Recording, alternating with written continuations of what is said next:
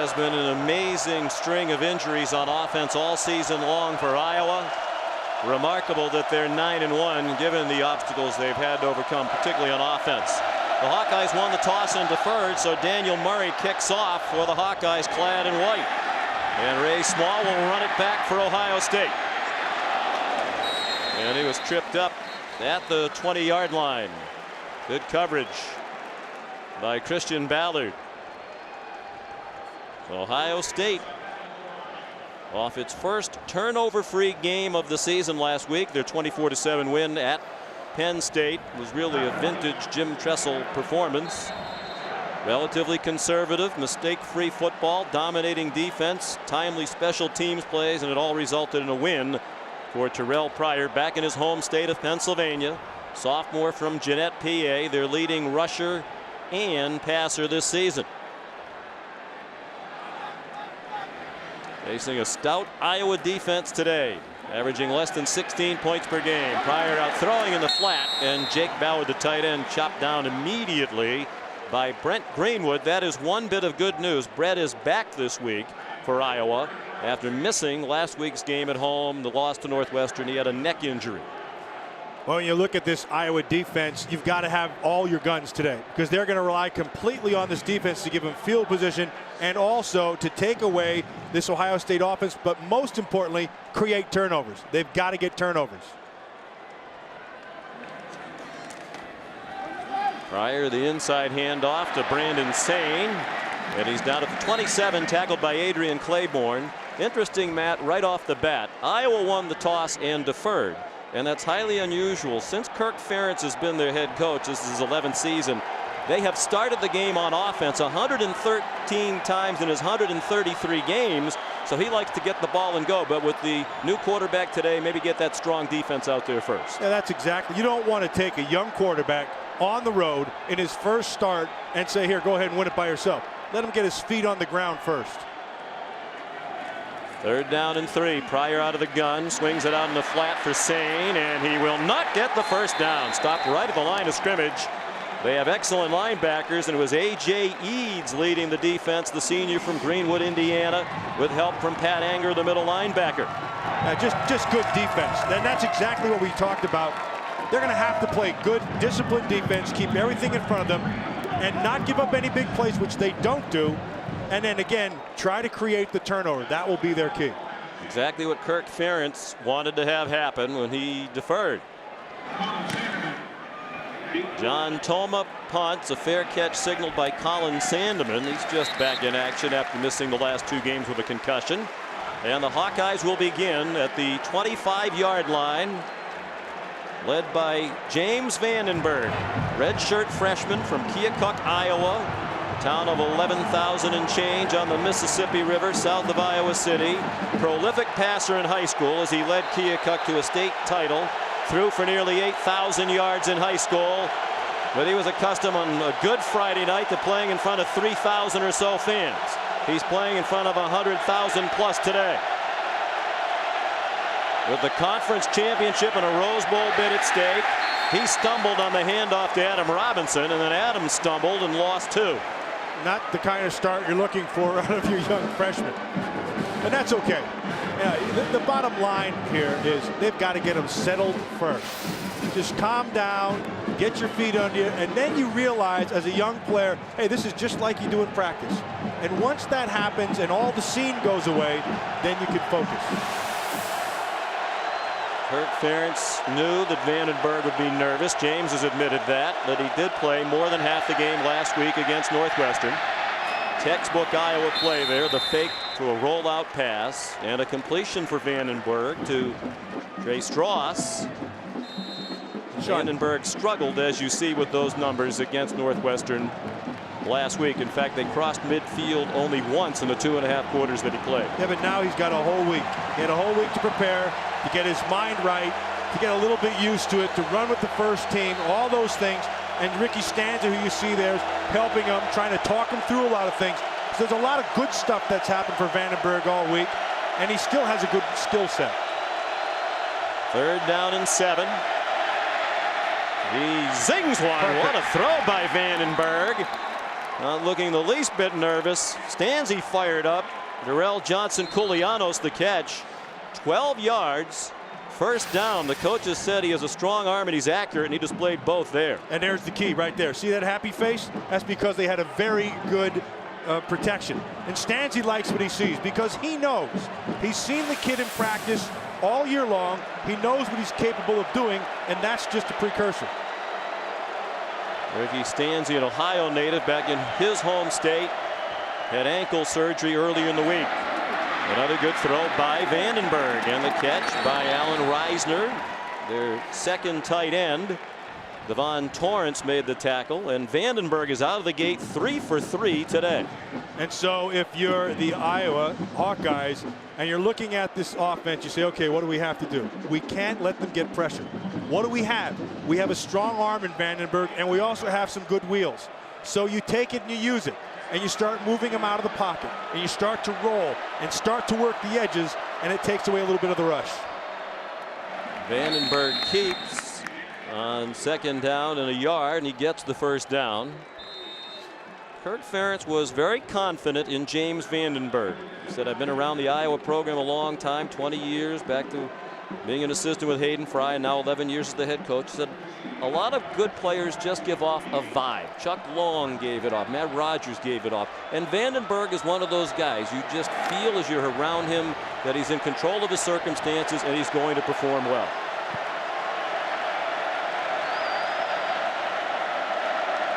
Impressive start for Vandenberg. He has the Hawkeyes across midfield. And Adam Robinson stuffed Ross Holman. Here's a hot tip. Always block everybody before you run the play.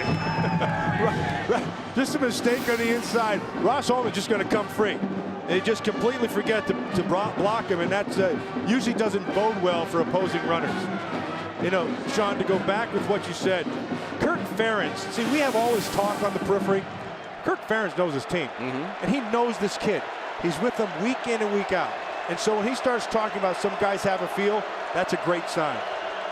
And they're going to have to throw it. They have not run the ball well this year, the Hawkeyes. Adam Robinson gets back to the Ohio State 48, perhaps even the 47. Cameron Hayward made the tackle. But Iowa, with the injuries at running back all year long, has rushed for just 119 yards per game. That's 9th in the Big Ten and 94th in the country. They've been a throwing team this year with Stanzi and now with Vandenberg. And if they're going to even think about running, they're going to have to handle a defensive front with Ohio State that has really come into its own. And really, we talked on the front end, but it's led by Cameron Hayward, who really he's picked up his game. Third down and 10. They give Vandenberg time. He throws on the run short. Good move after the catch by Marvin McNutt, but he's short of the first down at the 42-yard line, tackled by Lawrence Wilson. About 4 yards short of the first down. They'll punt, but Kirk Ferentz has to be very pleased with that start for Vandenberg. Oh, no, you come to the sideline right now, Sean, and you're going, hey, we're going to be okay. We said we got to get ourselves calmed down. They did exactly that. So what Ferentz does in the front end, you defer, you let the game kind of settle in, let your quarterback get a feel, mission accomplished. They have one of the best punters in the country in Ryan Donahue. Coach Ferentz believes he has an NFL future. Hangs it up high, small, let it bounce. It took an Ohio State bounce. Also playing for the Big Ten title today, Terrell Pryor. They went 3 and out on offense on their first possession. Design rollout after a fake, nowhere to throw it, and it's incomplete. Intended for Dane Sanzenbacher, the junior wide receiver from Toledo. Well, that's outstanding coverage defensively for Iowa, but they weren't able to get pressure up front. And so what they did, Ohio State is going to move the pocket. Terrell Pryor is actually, he's very comfortable moving. But when they do sit in the pocket and they do want to run the football, here's the good news for Ohio State. Last week, I thought that was a great job of their offensive line in establishing the run, and they got stronger as the game got stronger. With the good play in recent weeks by the line, they've been running the ball very well. Over 200 yards rushing in each of the last 3 games for Ohio State. Tough sledding there for Brandon Sane. but he bounced ahead to the 17-yard line, picked up 4. Sean Prater, the cornerback, made the stop, and it'll be another third down for Ohio State, 3rd and 6. Well, now is the down to get pressure. You get yourself pressure, and that puts pressure on the tackles. And the 2 tackles right there, Marcus Hall, 79, you see on the top of your screen, and Cordell down here, 64, on the bottom of your screen. Those are the 2 guys who've really kind of settled into the front. Shugarts is hurt and could be coming in just to see in a backup role. Cordell head-to-head with Adrian Claiborne, one of the best defensive ends in the country. Pryor forced to step up. He can run. He's tripped up. And they're going to mark it, it appears, with first down yardage across that 23-yard line. They'll give him the 24 and a first down. Christian Ballard tripped him up. You know, we had the privilege last week of calling the Penn State-Ohio State game, and what we really saw in this quarterback was his ability to move, and he's so smooth, Sean. He's one of those guys that doesn't look like he's really going anywhere, and then all of a sudden, there's separation. He's really tough with angles, and he's just as tough just straight ahead. He's 6'6", 235 pounds with outstanding speed. Throws it out wide. DeVere Posey, and a good tackle in space by Sean Prater. Here's Matt Weiner in New York.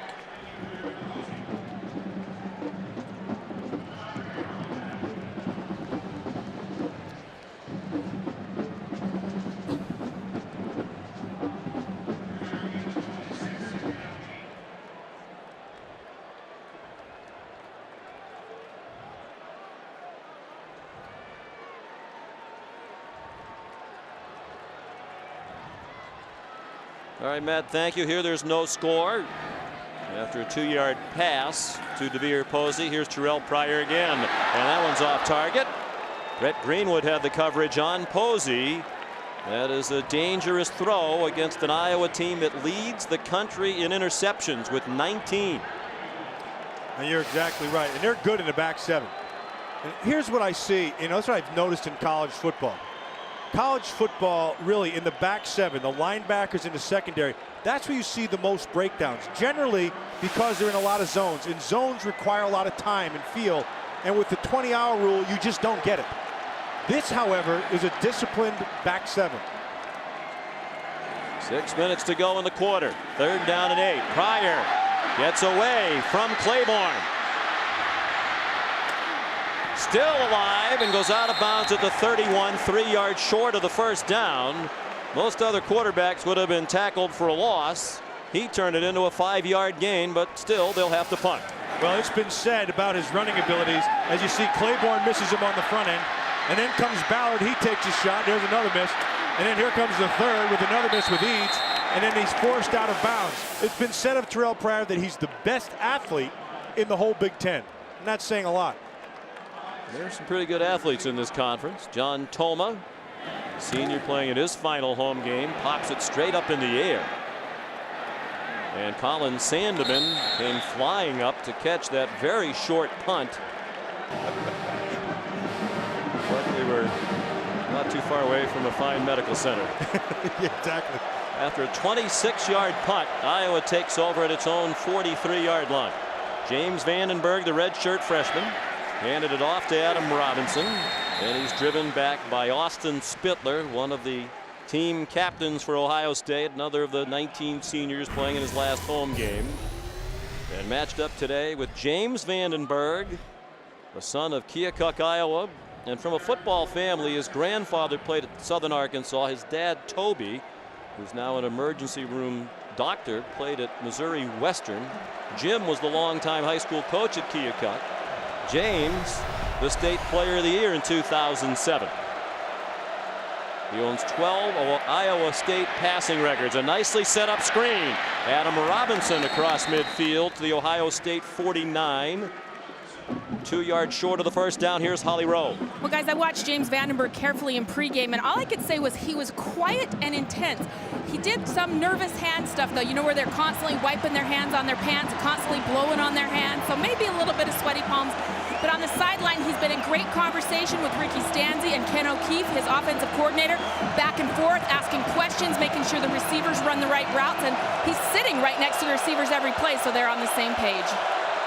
Talking to Stanzi is the most important part. He's been there just like 20 seconds ago. He knows what to tell him. Vandenberg has single coverage, and the receiver is taken down. Chimney Chekwa got tangled up with Darrell Johnson-Koulianos, and the Hawkeyes believe that's a flag going against the Buckeye secondary. Pass interference, number 5, defense, 15-yard penalty, automatic, first down. That's a pretty good throw there, Sean. That's supposed to be a back shoulder, and then Chekwa gets high up on it. You're going to watch this. Watch Koulianos is going to try to come back. He gets a little too high and comes back, puts the hand to the chest. They're going to throw that. Ricky Stanzi and Vandenberg watched film together this week. There's some talk Ricky might go up to the press box, the coach's booth, once the game started. But he, as you can see, is down there trying to help Vandenberg.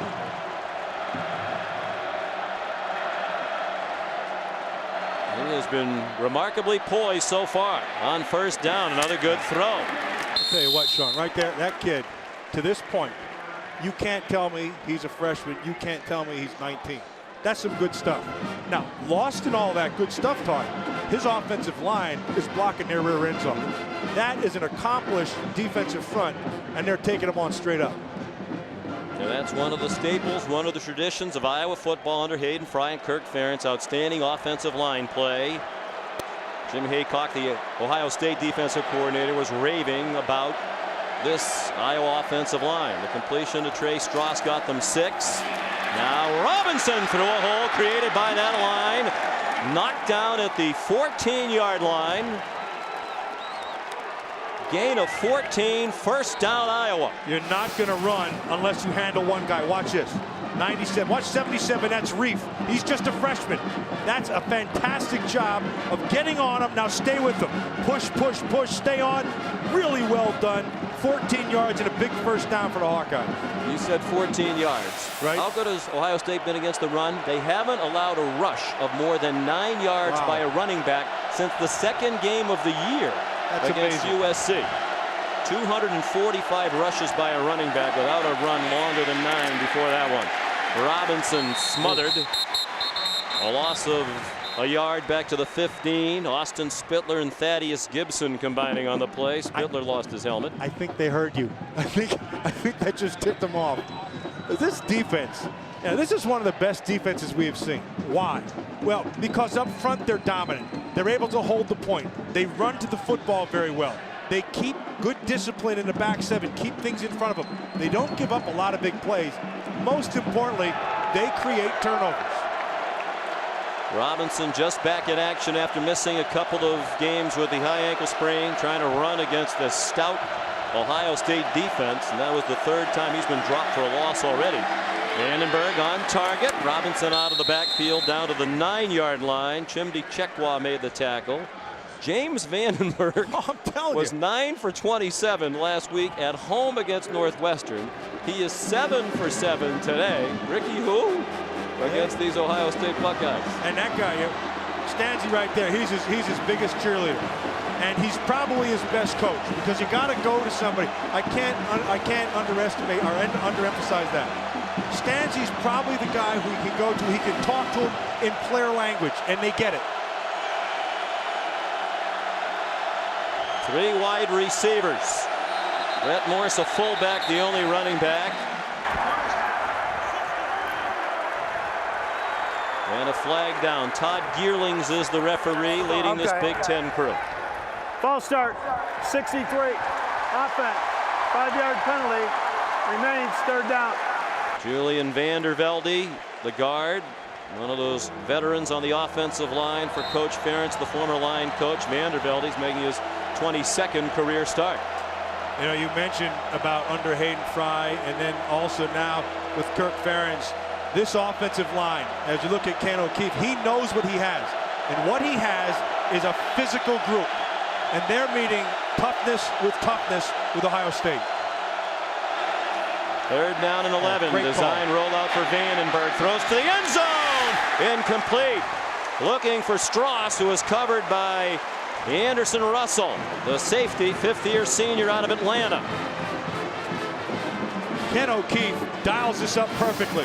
This is the right call. Get him on the edge. They had pressure coming from the inside. Look at this throw. That's got to be caught.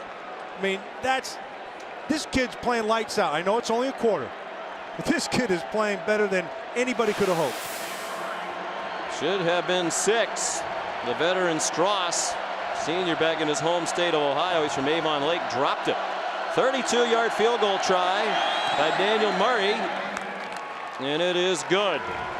James Vandenberg is 7 out of 8 passing. Freshman quarterback's only incompletion, a drop ball in the end zone by Trey Strauss on a perfectly thrown strike by Vandenberg. Murray's kickoff down to the 5 to Ray Small. Flag thrown from way up near the middle of the field. And that might be coming back for a blocking infraction. It was a nice return by Small out near the 33-yard line.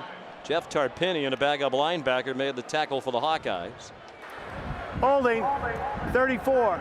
Receiving team, 10-yard penalty, first down. Nate Ebner called for the hold. Tonight at 8 Eastern on ABC Saturday Night Football.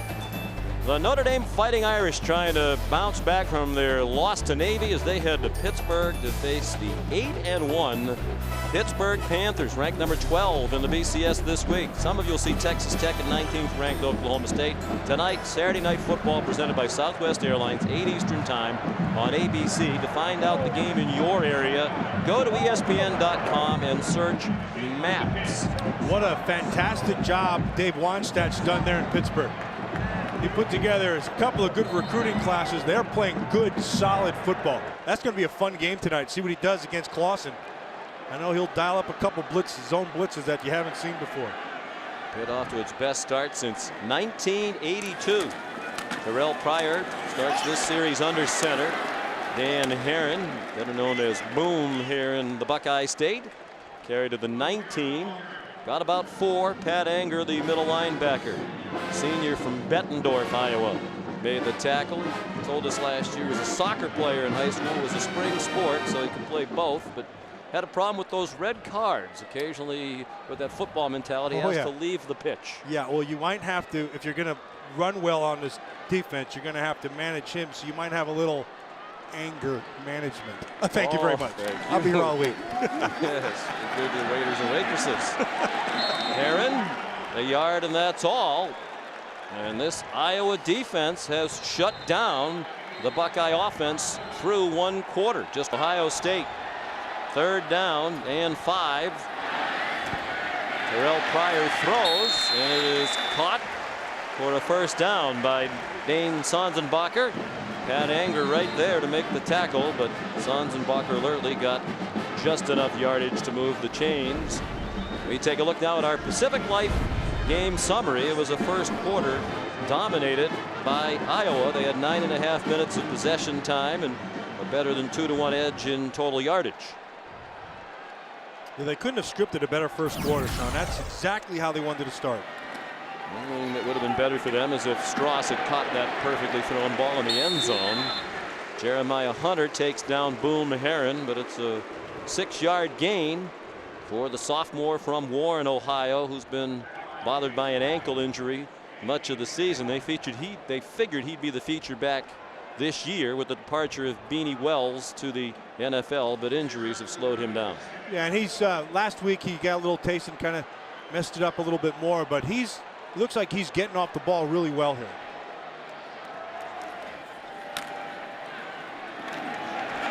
And again, refusing to go down, and the crowd loves it. Why wouldn't they? Tremendous effort across the 40-yard line, dragging Pat Anger and others with him. First down, Ohio State. And well done by the inside of that Ohio State offensive line. 65 Bourne, 50 Brewster, 70 Browning, and then just drive your legs and get a good push. You see Shugarts there pushing. That's good, just great team effort there. On 1st and 10, Herron bouncing to the left. And down at the 45, 4 more for Herron. Adrian Claiborne made the tackle. You know, if you listen to Game Day today, you heard the guys talking about how physical both defenses are, but then they also talked about how the offensive line of Ohio State has progressed. In fact, Kirk Herbstreit said this probably last week was the best that he's seen them play probably all season. And you speaking with Chris Spielman said the exact same thing. And you can see it right there. They're coming off the ball. They're staying low. It's good power. Clearly trying to establish the run on this possession. 5 carries on this drive, and now 6 for Herron. More power football from Ohio State, and the first down to the Iowa 48. Jeremiah Hunter made the tackle, the outside linebacker junior from York, Pennsylvania. Yeah, watch Boom Herron. There's a point here. It's called the runner's point of patience. Right behind Browning right there. Make a decision. Do you jump inside or handle it outside? And at that point, he felt like the end was inside, so he bounced it and picked up the first.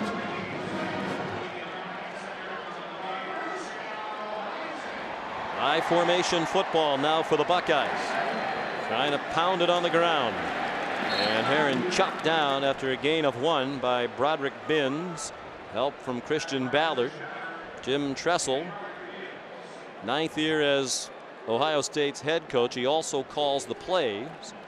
Trying to make it 5 straight Big Ten titles. That would be the most in a row for a Big Ten team since the early 70s when Ohio State won 6 in a row. Under the great Woody Hayes. 2 of the best run programs in college football. Their head coaches are here today. A lot of similarities. I believe in kind of an old-fashioned fundamental approach to football.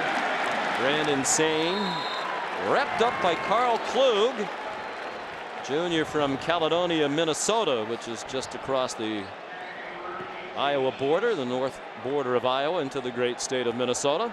What this defense does very well, Sean, and they can be physical, but when they're most effective is when they get to moving. They run a lot of stunts. I mean, you put the tape on and you start to see a lot of exits, Texas, tackles inside, ends moving inside. Norm Parker, he's been the master of that for years. It's one of the many similarities. Great continuity on both coaching staffs. Parker's been with Ferentz his entire tenure in Iowa City. Pryor, good throw and a catch for a first down to the 31. DeVere Posey, their leading wide receiver. Good for a 15-yard gain. That's a nice read right there by Terrell Pryor. And Eads, watch, 49, see him right under there. What does he do? You come up, I throw over the top.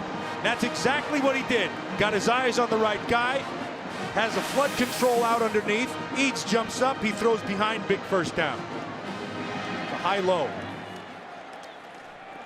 Awkward looking handoff to Brandon Sane. Pryor had to reach to give it to him. Sane got 4. We sent it back to Matt Weiner.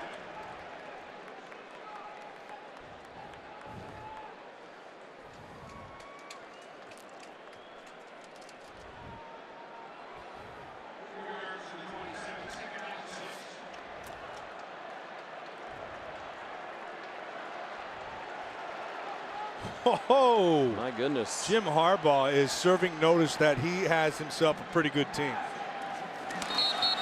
Movement along the line of scrimmage. Whistles and flags stop the play. Referee Todd Geerling seemed to be indicating that he thought it was against Ohio State, but now the line judge Dave Chesney Ball involved. start, 44, offense, 5-yard penalty, remains second down. And Zach Bourne, the true freshman fullback who really impressed you last week at Penn State. He is easy to like. Man, that guy showed up with a bad attitude last week, and he wanted to prove he was the toughest guy in the field. He did. He went after those Penn State linebackers and was very physical. He's the brother. There's his big brother down there. Says, you be good or I'll run right into your back.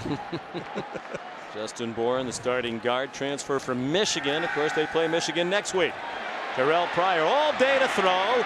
Settles for the check down in the flat to Brandon Sane. He fights for every inch and got knocked down at the 23. Short of the first down, but again, the crowd appreciates that effort by Sane. Stayed in bounds, took the pounding, and got a gain of 8. Aerial coverage of today's game provided by Goodyear. New Goodyear Fuel Max tires help you get there on less gas. You see how nice that Fuel Max thing was, that full? See how that's exactly how that Ohio State offensive line was, because they gave him tons of time to throw. A nice arc inside to step and throw. And it's in the flat again to Sane. First down. Good decision by Pryor. Amari Spivey tripped up Sane. Methodical Ohio State drive. 9 minutes to go. First half. They're down 3-0, but on the move. 13 plays already on this drive. Here you go again. Look at that. Nice, happy protection right there. He's able to just step and throw very easily. This is exactly how Jim Tressel wants to win football games. Pound the football, high percentage throws, not take chances, control, play good defense. I'm glad you explained that because I thought you were saying that line was a bunch of blimps. Dan Herron lines up now in their version of the Wildcat formation. And he goes to the 15-yard line. It's interesting that they run this. Remember when we were here for the Wisconsin game earlier this season, and Jim Tressel was telling us about a caller to his radio show who asked him, why don't you run the Wildcat? And he said, because we think our cat can run wild. The quarterback, Terrell Pryor. But he has adopted to the Wildcat in recent weeks with Herron. And that's good coaching. I mean, that's what you do, because it's just all about numbers in the run game. 2nd and 7. Pryor back under center, gave it to Herron. Forced a weave for a hard-earned couple. Tackled by Sean Prater. Pat Anger always near the ball. Well, he is. You know, I made a joke earlier, but that kid, he has great instinct. And when you look, there's some positions where you just have to have that feel. That sort of thing where you say, you know what, you can't teach that. He has that. He finds the ball very well. He shows up. He's very active. And he's pretty good discipline in his back seven when he's in pass coverage. Norm Parker says the idea is to tackle the guy with the ball, and Anger does that. They're 3 out of 3 on this drive on 3rd down. They're going to use a timeout with 3rd and 6 to come.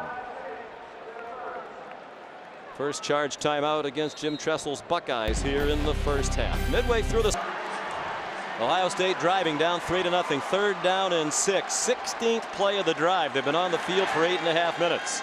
They're at the Iowa 13. Hawkeyes showing blitz. They come on a blitz. Pryor is flushed. Running for his life. Throws it up for grabs. Far corner. Caught but out of bounds. DeVere Posey caught it.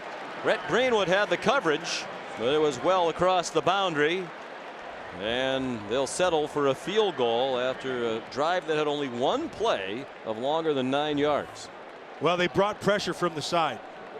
And Sean Prater, they brought the corner, and he inevitably is the one who forced the throw. It looked like he was trying to throw the ball away. But excellent job by the Iowa defense stopping him here when they had to. There's Devin Barclay in his 2nd game as the starting kicker. Their outstanding senior kicker, Aaron Petrie, injured a knee against New Mexico State a couple of weeks ago. Barclay trying a 30-yarder, and it's right down the middle from the 26-year-old former professional soccer player. The winner of this game gets the automatic bid into a BCS bowl game out of the Big Ten. The winner will be at least a Big Ten Conference co-champion. Johnson Koulianos, better known as DJK in Iowa City, brought it out to the 26. Tackled by Adam Holman. Tomorrow at 2:30 Eastern on ABC, the chase for the NASCAR Sprint Cup continues at Phoenix. Jimmy Johnson's wreck on the 3rd lap last week in Texas has reopened that door for Matt's favorite, Mark Martin, who's now just 73 points behind. Only 2 races to go. As we look at the wreck from last week, Sam Cornish Jr. able to rub Jimmy Johnson, as our pal Chris Spielman would say, rubbin's racing. Johnson was able to drive his damaged car back to the garage. He spent about an hour in there. He returned to the track, but he finished 38th. So what looked like an insurmountable lead in the chase is now still pretty big, but not insurmountable. Not so fast. You know what's impressive, though? That thing went down all busted up and came back, and he was able to finish that thing. I mean, that's amazing, the work they do in the pits. So that's tomorrow, the chase for the NASCAR Sprint Cup at Phoenix, presented by Goodyear, 2:30 Eastern on ABC. Sam Hornish, kind of the equivalent of a hockey goon there. Go out, go after the big guy, take him out. Bring everybody back into contention. James Vandenberg in this offense on the sideline a long time. Another vintage Iowa play. Another good throw by Vandenberg, and this time an incomplete pass. Strauss is not doing anything to help, and he's coming to the sideline. And that's surprising. This is another outstanding throw. Right on the numbers. Hit you right in a bad place, the chest. And that's, you know, it's a well-run route. He comes back to the ball. It's a safe throw in the comeback. Got to catch the ball. And that's what the coaches are telling him. Vandenberg has thrown only 2 incomplete passes, both of them dropped by Strauss. He's 7 out of 9 throwing now for 52 yards. Straight back this time, and that was deflected at the line of scrimmage. And there's a flag thrown in the secondary.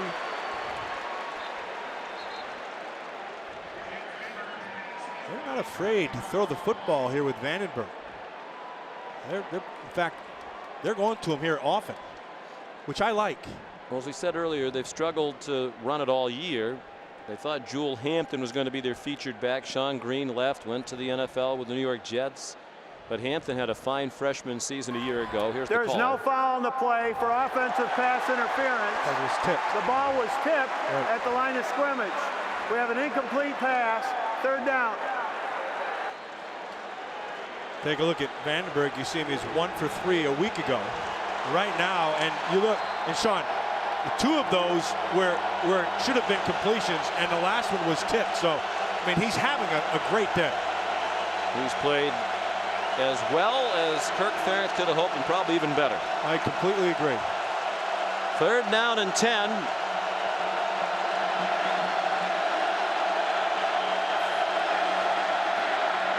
Four-man rush, Vandenberg time, short throw, and Ross Holman leveled the fullback, Brett Morse. Short of the first down at the 32, about 4 yards shy of the marker. That's good Ohio State defense and keeping everything in front of you, but I want you to watch Vandenberg right here. Eyes are down the field. Can't get what he wants, so he comes back and dumps it off. That's very good discipline with a young freshman. Nice hit. Here's Ryan Donahue on the punt. He's one of the 10 finalists for the Ray Guy Award last year as the best punter in the country, and this is very high. And Ray Small fields it via a fair catch at the 26-yard line. Since 1991, after the 1990 season, they lost to Washington in the Rose Bowl under Hayden Fry. Van Herren on first down, tripped up by Carl Klug. Ball marked down at 29, gain of 3, 2nd and 7 for the Buckeyes. Well done on the inside with Klug, and that's movement again. That's what we were talking about, Sean. They do a lot of times their inside tackles. They'll stunt, they'll cross inside, or they'll do it with their defensive ends. And anytime you start getting a guard pulling like Ohio State did on the last time, he's able to fill that void, come down and make the play. A tough week last week for the Klugs. Carl has a twin brother, Kevin, who plays at Minnesota State in Division II, and his team suffered its first loss of the season last week against St. Cloud State. Herren again, about 1.5 yards short of the first down at the 35. Adrian Claiborne made the stop, the junior from St. Louis.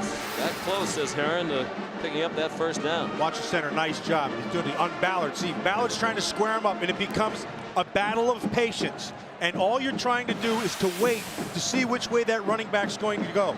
And so he gets a little bit of fake to the left, squares him up, and then is able to cut off Brewster and get that run. 3rd down and short. And Herren is driven back, but appears to have the necessary yardage to the 37 for a first down. Yeah, see the official right up here. That's the guy you keep your eyes on. He's the one who always marks forward progress. See how his hand goes up like that? That's telling him upstairs to do the same thing. So he'll mark it. The hand will go up, and that's where forward progress stops. And watch again. It's just power on the inside. Bourne coming off. They're trying to handle that nose. Ooh, that's a great job on the nose tackle by Klug. He didn't bounce an inch. And the official will come in. He'll mark forward progress. Hands goes up, and that's where it stops. 1st and 10. Ohio State tied at 3, nearing 4 minutes to go in the half. Herren waited patiently, finally turned the corner, and advanced to the 40 for a pickup of 3. Aflac. Today's Aflac trivia question. We want to know, what is the last school other than Ohio State or Michigan to win the Big Ten title outright?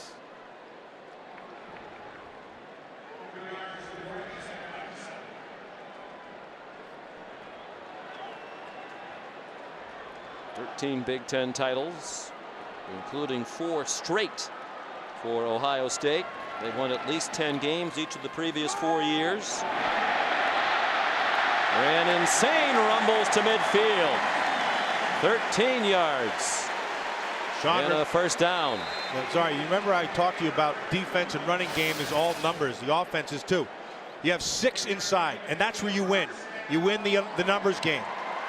They had a 2 deep, and the other linebacker was walked off, so you had 6 on the inside, and then you just find your hole.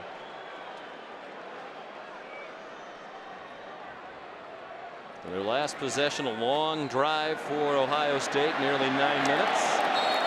I wanted a horse collar call there, and here comes the flag as Brandon Sane was yanked down by Adrian Claiborne. I don't like that rule. I never did. And that's tough for a defender.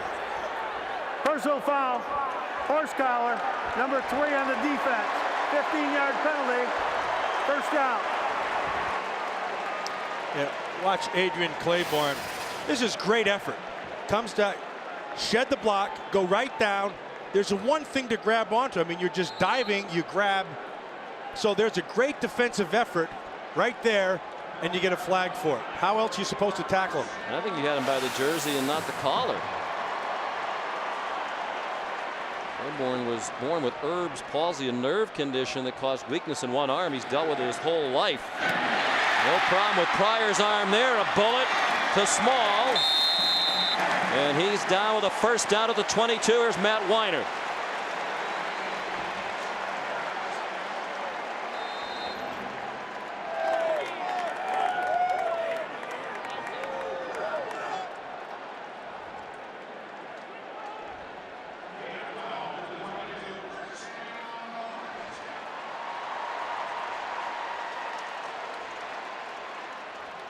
Remarkable season for Gerhardt and the Cardinal. Huge hole. Brandon Sane inside the 5. Down to the goal line. Touchdown, Ohio State.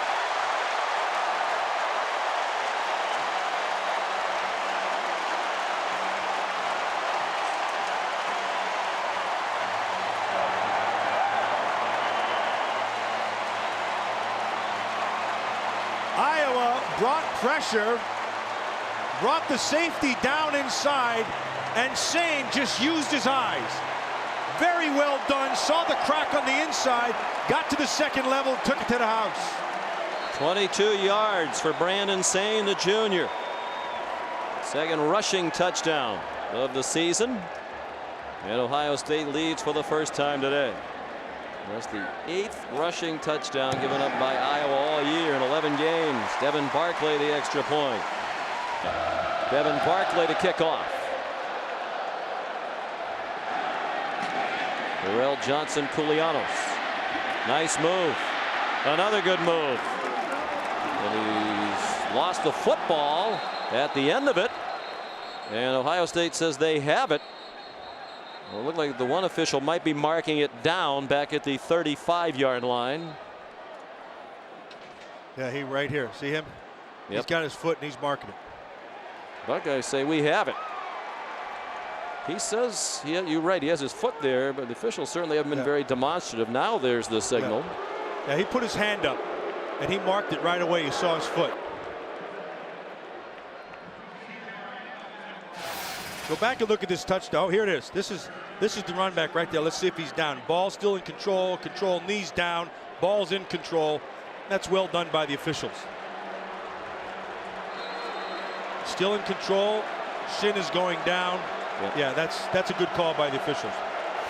He was down before the ball was out. 1 back and 3 wide receivers, and it's Adam Robinson ahead for 5. And let's take a look at the touchdown run that capped the 8-play drive. Remember I told you about how they're crossing people inside?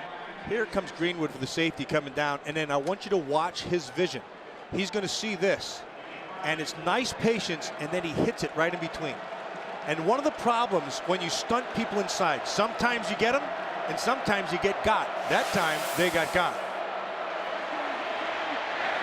Vandenberg dumps it down to Brett Morse, the fullback. And he's out of bounds very near the first down, just about a half-yard short. Here's Holly.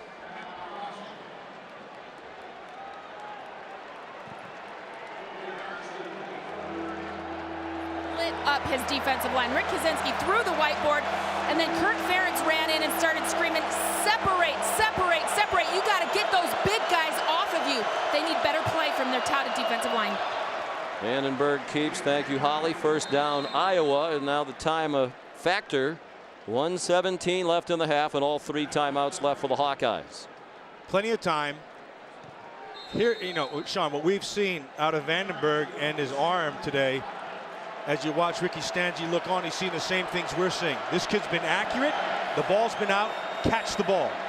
Vandenberg's been hurt by drops. There's another ball that was not caught by Tony Moyaki. The fine tight end, one of the 8 semifinalists for the John Mackey Award this year, is the best tight end in the country. Moyaki's one of those guys who has pretty sure hands. You can see him working against the backer. See how he gets inside out? But that's the 3rd dropped ball. And yeah, this Vandenberg, he's got a little juice on it. But hey, at this level, you got to catch the juice ball. Ken O'Keefe said that Vandenberg is probably their best quarterback in terms of mechanics and fundamentals. Even better than Stanzi. Vandenberg hit as he throws off the hands of his receiver and intercepted by Anderson Russell. He was looking for Moyaki again. It was a little high, but his mates have been no help to James Vandenberg here in the first half. You are 100% right. The 4th drop ball. Watch, they only rush 3, they drop 8. They give you lots of coverage, but he still sees it. Yes, it's a little behind him. Moyaki, though, I think is an outstanding player. And the ball's in a place where he has a chance to catch it. He's got to come down with it. Well, the turnovers have been a big problem in recent weeks for Iowa.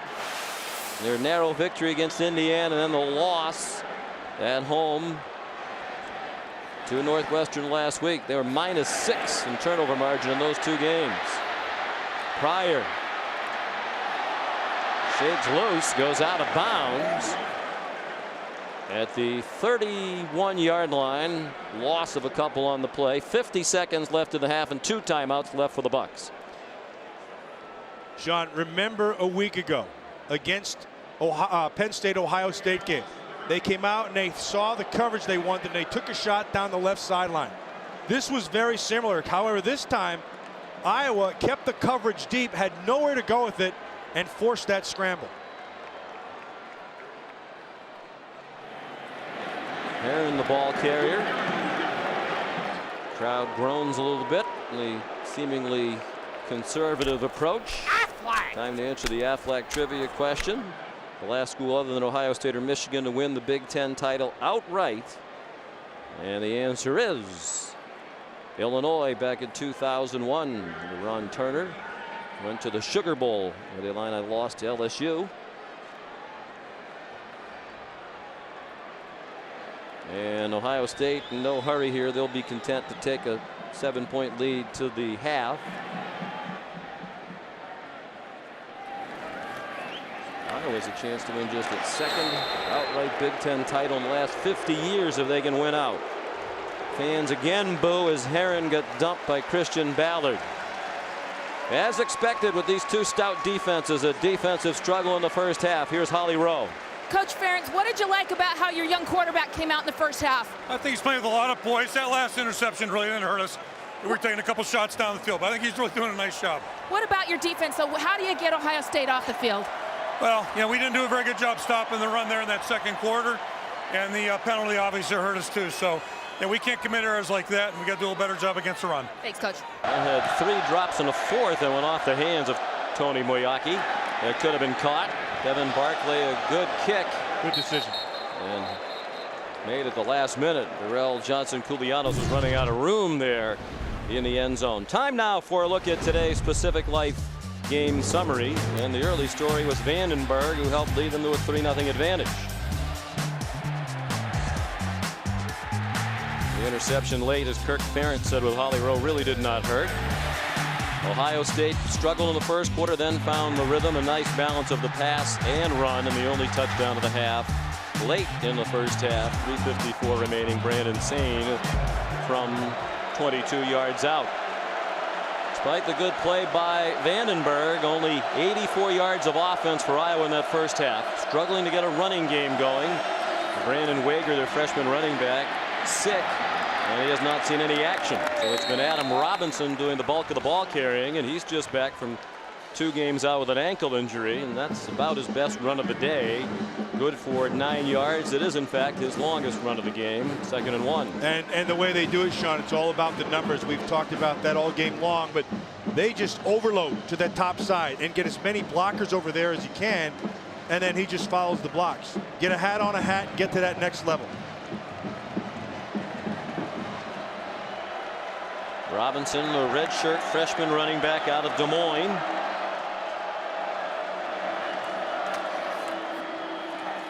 And he found a nice hole created by that veteran offensive line. First down to the 38. Here's Holly Rowe. Well, I caught up with Jim Tressel at the half of Ohio State. He said their ability to throw the football early in the first quarter really opened up the running game for them in the second quarter. They had 105 yards total in that first half. But he said, hey, it's going to come down to the last play of this game to win a championship. And one other note, the Ohio State defense was on the sideline for such a long time. Doug Worthington, their senior defensive tackle, just reminded them, guys, we got to get more pressure on this quarterback. He is way too comfortable out here. They're seeing the same thing we're seeing, and here it is again. Vandenberg going deep and has a receiver open. Johnson Koulianos the catch. Devon Torrance pulls him down and saves a touchdown inside the 10-yard line. They'll mark him down at the 7. 1st and goal, Iowa, on a 55-yard play to the delight of Mrs. Vandenberg. James's mother Ann there in the middle. Well, what he's happy about and should be happy about is first the time, and then there's pressure late, but he just stands in there, steps and throws. He gets Koulianos exactly where he needs, but most important, puts the ball and lets him run to it. Really well thrown.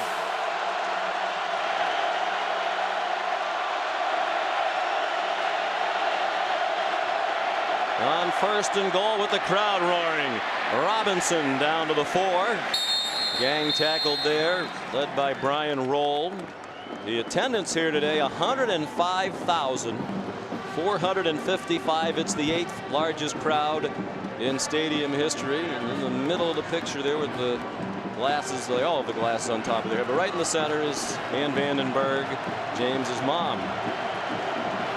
Looks young enough to be the sister, doesn't she? Yeah, she's excited though, and he should be, because she's been throwing it. Her son has been throwing the heck out of the football.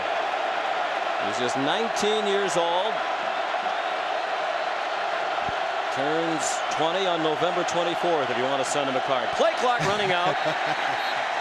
And he got the timeout. Eubanks making his 36th career start, straightening the whole thing out. So after the timeout, 2nd and goal, and nowhere to go for Adam Robinson. Stopped for a loss by Ross Holman with help from Kurt Coleman. And Austin Spittler helped blow up the play, and now a big play call here for Ken O'Keefe. 3rd down and goal from the 5.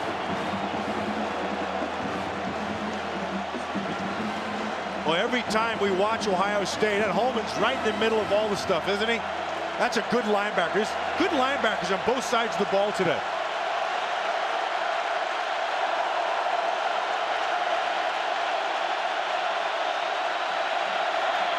Vandenberg on 3rd and goal. Throws, dropped again.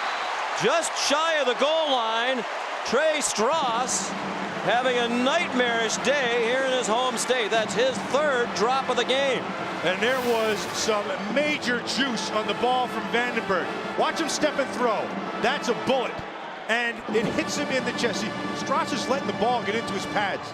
You got to use your hands. You got to catch that ball away from your body. That's 3 for 3 in terms of drops for Strauss. Not a good day. You have to feel for him now. He's Absolutely. like the putter with the yips. 22-yard field goal try. And it is no good. Wide right from Daniel Murray. When we spoke with Kirk Ferentz during the week, he said our kicker's been inconsistent, and that's a big concern. You can't leave points on the field in a game like this. And Vandenberg playing valiantly at his first career start, plagued by the drops, and now a terrific opening drive of the half ends with nothing. Yeah, he pushed it. Pushed it, and that's another wasted scoring opportunity. They drop one in the end zone in the first quarter.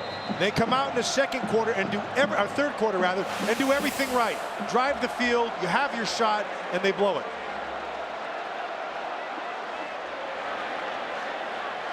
Now Ohio State, power formation, and back to pounding it at this Iowa defense. Brandon Sane for 3, taken down by Adrian Claiborne.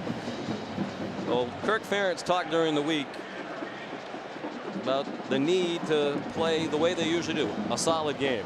So far, they've avoided the costly turnovers. As he mentioned, that interception at the end of the half was in a time setting when they were just trying to get the ball down the field. But you can't do these kind of things on the road against a team like Ohio State and win. 5 drops and a missed field goal. Yeah, I mean, you said it all right there. You can't win like that. You beat yourself. Sane. He took the snap and got to the 29. I think the message for Ken O'Keefe and Ricky Stanzi for Vandenberg has to be, you're doing fine. Yeah.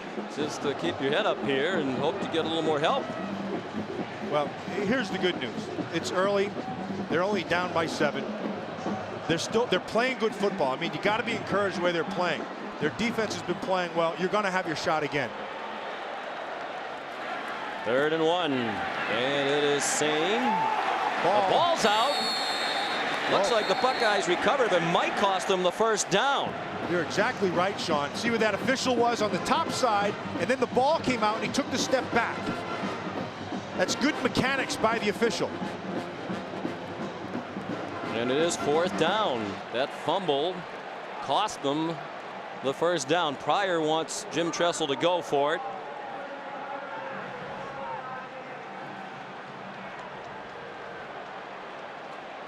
I think it would be very out of character for Jim Tressel to go for it in this instance. Well, Terrell Pryor wants it. And he's not happy he's not getting it. They're going to send that punt. And we talked about the formula here. Conservative offensive football, play field position, rely on your excellent defense. To be against his philosophy to go for it in this situation. So John Toma's on the punt. And the fair catch made by Collins. Coaching class with a lot of help there from John Cooper, former Ohio State coach, one of the best of his era. Adam Robinson on first down for Iowa, got to the 37-yard line, knocked down by Anderson Russell. Jim Tressel takes that class very seriously. It just doesn't have his name on it. He's there with help from Earl Bruce and John Cooper and members of the current coaching staff. Thaddeus Gibson's the only member of the football team that takes the class, in part because Tressel's such a hard grader. I mean, it's not the show up, get an A class. Jim's serious about it. And if you listen to what Coach Cooper was talking about there, that's the exact same things that they preach to their players in the team. He was talking about fundamentals. He's talking about staying low, staying in your back pedal, you know, your chest over your, all those good things, and that's how you play the game. And that's all good, solid fundamentals, and every well-coached team does the same thing. Inoperable. The timing will be kept in the press box. We're adjusting the time at this point. So while they take a look at the clock, Holly, I know you were able to attend Coach Tressel's class earlier this week. What'd you think? Well, first of all, it was at 7:30 in the morning on Veterans Day, and actually school at Ohio State was out. But if you came to class, you got to make up an absence. And there were only about 3 or 4 kids missing. There were about 35 kids there in class, including Thaddeus Gibson on time. But what I was impressed with, Jim Tressel came and took roll at 7:30, and he knew who had missed, who hadn't. He said that Will Smith is the only football player he's ever had that got an A in that class. And it's pretty hard. Please reset the game clock to 9:17. 9:17. And it's not just a it's basic good stuff. football course. As you saw there with Coach Cooper, they get into a lot of technical stuff, a lot of nuts and bolts football. Any fan should be able to take classes like that, when you get the good fundamentals. And after all, when all else fails with you on the field, you always go back to fundamentals. 2nd down and 5. After they address the clock issue, it's running. 9 minutes left now, 3rd quarter. Vandenberg, short throw, and that time a catch by Moyaki, senior tight end out of Wheaton, Illinois. He missed 3 games during the year due to injury. He's had an injury-plagued career, but Coach Ferentz believes he has a bright future as a tight end. He can run block and he can excel in the pass game. Oh, he's a good one. I mean, you just put the tape on, you see it right away. And you, like you said, Sean, very few tight ends are complete. Moyaki, he's complete. 3rd down and short. That was the first catch of the day for Moyaki, and then moving along the line. Ball start, 77. Offense, 5-yard penalty. Remains 3rd down. Well, that'd drive you mad if you're a coach. yeah, you know that Coach Ferentz is trying to stay positive. That was Riley Reif who moved, so right now it's Reif madness on the Iowa sideline. Oh, thank you very much on that one. That would be. You would be ticked on that one. And Reif is an excellent player for a freshman. He's not driving a lot of people mad, but that one will. Reif madness. Oh, I like that one. Another one of those little things that you can't keep doing if you hope to win a game like this. Vandenberg on 3rd and 6. Throws it away down the middle. Really nobody in the area. Thrown closest to Darrell Johnson-Culianos. Despite all the mistakes, the drop balls, the missed short field goal, and the penalties, they're in a 1-score game right now. And that's because their defense has been keeping them in, and the field position game. They've been winning here in the punt game, kind of gaining a little bit of ground, and then their defense has been able to hold up. Iowa's been coming from behind all year. They trailed at one point in 8 of their 9 wins. Donahue the punt. Ray Small. Stopped at the 30-yard line. 68 total yards for each team. Ohio State's ball, leading by 7. Dan Herron slides to the 34, gain of 4. Here's Holly. Terrell Pryor of Ohio State has sustained a small cut on his ring finger of his throwing hand. You can see they've put a bandage on it. It's not severely deep, but it is bothering him just a little bit. I've seen him kind of grabbing his hand and closing his fist. We'll see how it affects him when it throws. But hey, guys, he's got a hurt knee, a sprained left ankle, turf toe in both toes. A little hurt finger's not going to keep him from going. And it's on the outside, which is good news for him. It's not on the inside where he has to grip the ball. And only called on him to throw 11 times so far today. Herron gets 3 more. It'll set up a 3rd and 3 after a Sports Center right now from New York, Matt Weiner.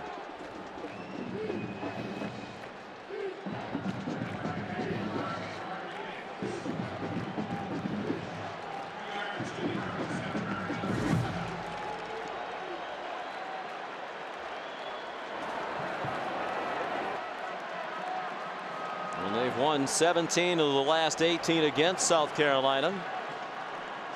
Big 3rd down here for Ohio State. They're 5 out of 10 on 3rd down today. 3rd and 3. Pryor, just a 4-man rush, trying to run away from it, and he is sacked by Adrian Claiborne back at the 25-yard line. They tried to go 3 receivers to the top side. They took that away with coverage, and then it ends up on the inside. Watch Claiborne up on your top. Nice, just jumps on the inside, expecting Bourne to be there, and he is. Stays square, and now run him down. It doesn't get any better than that. That's a tremendous discipline out of Claiborne right there. 8.5 sacks now for the year. He started the day 3rd in the Big Ten.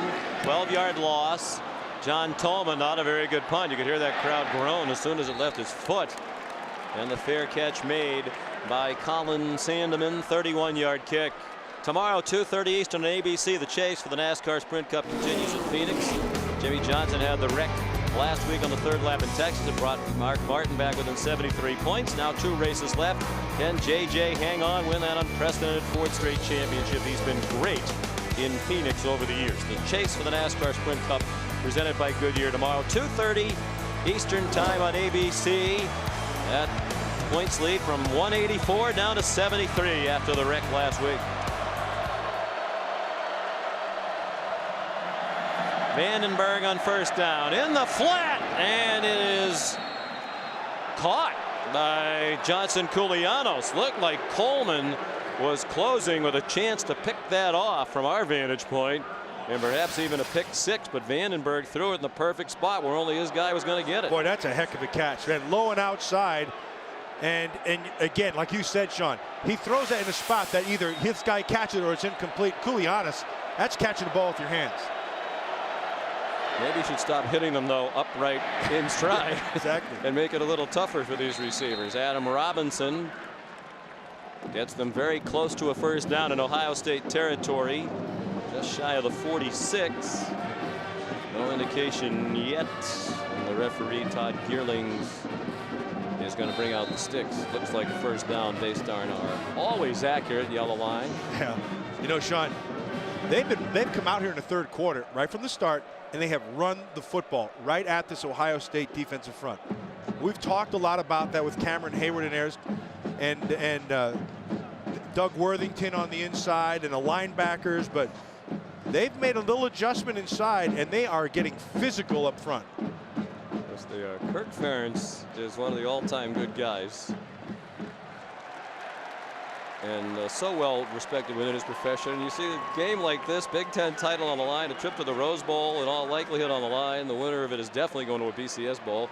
And there he is, chatting up the guy who's just happy to be down there holding the down marker on the sideline with a big smile on his face. He is a wonderful person, Kirk Ferentz. I think he may have the best run program out there. I just think he runs a fantastic football program. 54-year-old native of Michigan, went to high school in the Pittsburgh area. Upper St. St. Connecticut. Yep.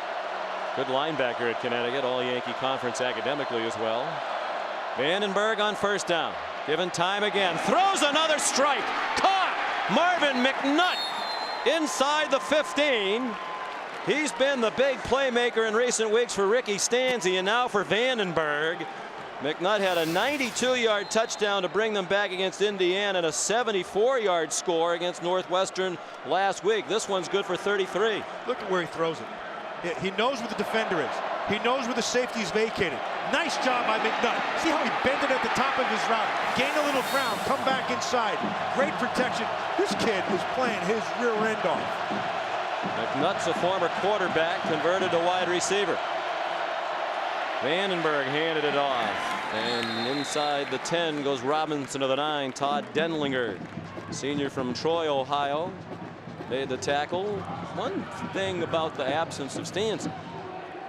Stanzi 17-4 as the starting quarterback, but he leads the nation entering today's action with 14 interceptions. And in recent weeks, he's been particularly wild with his throws. So with Vandenberg in there today, he's been much more accurate than Stanzi's been lately. You know, Sean, we've seen across college football, we've seen some great freshman performances. This one's ranking right at the top right now.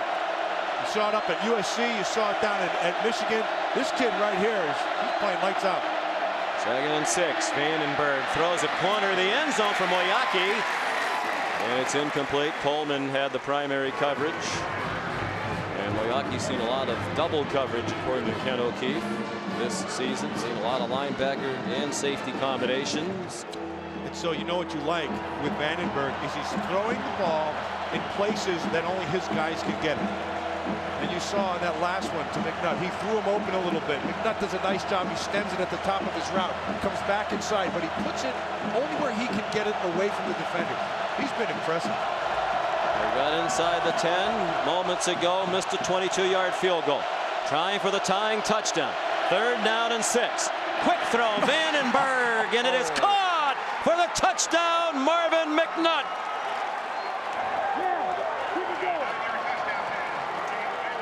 Sean, we talked about the juice that he puts in the ball, and a couple guys haven't been able to hang on to it. Well, this juice is in a really tight window between two defenders and right on top of them. Kurt Coleman, the safety, was there. Checkwell, the corner, was there, but McNutt comes down with the ball because of a fantastic throw by Vandenberg. Yeah, he threw a McBullet to McNutt. First career touchdown pass for James Vandenberg. There'll be plenty more. When I went to watch him play basketball right after his football season ended, in that basketball jersey looked like he weighed about 160 pounds. I wasn't sure we were doing the right thing. He's sure of it now. They faked the reverse action on the kickoff return, and then Small got splattered at the 21-yard line by Paki O'Meara. Here's the City inside view. Now this is just good defense. He's going to hold the outside right here. And then from the inside, you're going to see Coleman, the safety. He's going to come, and they're going to squeeze this. McNutt's going to come down, and I want you to watch the window right there. Look at that. That is tiny. That is good defense and a great throw.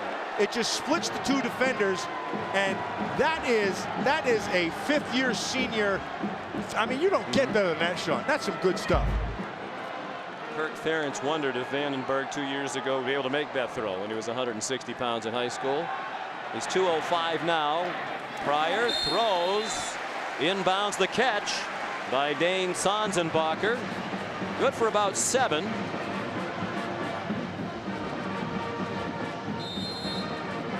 And it's been a game of momentum shifts. Iowa had the decided edge in the first quarter. Ohio State dominated the second quarter.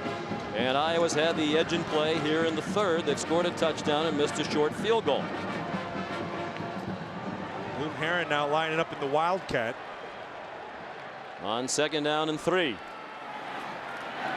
Just about every time we've seen them do the Wildcat the last couple weeks, it's been that. Just an off-tackle run for Heron. Broderick Binns made the tackle, but it's a first down across the 31-yard line. We're under 3 minutes to go, third quarter. You know, I know it's been talked about, but that Wildcat, or whatever you want to call it, everybody has their different names for it. All it does is it evens up the numbers. You take the quarterback, you still have to cover him. Usually normal football is 11 versus 10 because you don't count for the quarterback. You take him out and count him. Now it's 10 on 10, and the numbers are even. Now just one back. That was the first down of the quarter for Ohio State. Heron tackled by A.J. Eads. A pickup of 3. Wednesday night at 8, 7 Central. Don't miss ABC's Modern Family. There are 2 big reasons to watch this fall's #1 new comedy. Ed Norton and Elizabeth Banks guest starring for 2 more big reasons. It's an all-new Modern Family this Wednesday at 9, 8 Central. Wait a minute. At one place it says 8, 7 Central, and the other place says 9, 8 Central. That's just a math problem. We'll take care of it. We'll figure out which one it is. Tune in and just stay to ABC all night. Then you're sure to catch it. There you go. Pryor underneath. Caught. Jake Ballard, the tight end who thought about trying to leap a would-be tackler and then thought better of it. Out of bounds at the 48-yard line. 17-yard gain, first down.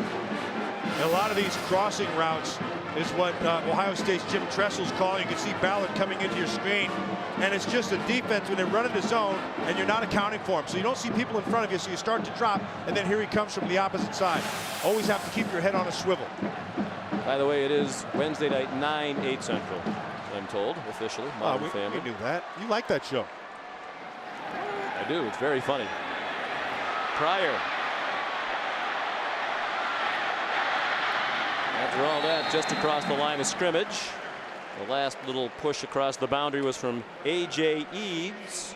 It's just the 4th run of the day for Pryor. He's been patient back there in the pocket. Yeah, and he has been patient because he can rely on this. It's great speed. Watch this. Now there's a make and move. Okay, that's fine. Now you have to take an angle, and you cannot underestimate the speed of Pryor because he outruns angles all the time.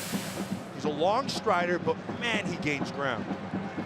He's a pretty good athlete in Adrian Claiborne chasing after him. Claiborne, an agile 282 pounds, was a fine basketball player in high school in the St. Louis area. He played high school basketball against Marvin McNutt.